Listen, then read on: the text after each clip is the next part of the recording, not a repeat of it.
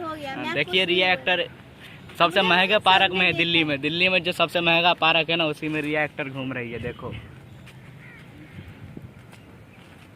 चलो आप लोग का छोटा भाई शहाबुद्दीन सत्या और साथ में रिएक्टर।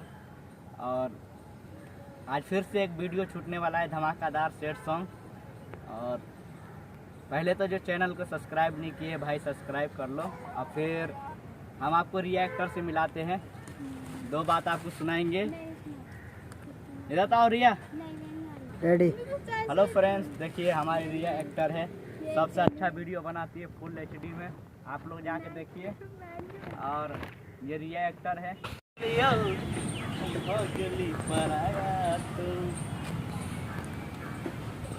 सुबह सुबह आके यही जिम करा करो रिया एक्टर।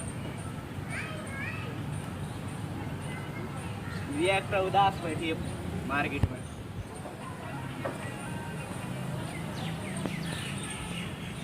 रिया जी प्रैक्टिस कर लो। रिया ओ रिया प्रैक्टिस कर, तुम ऐसे तो करो उसको करो।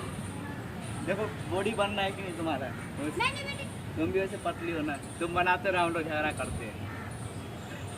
अरे करो जिम करो, जिम करो।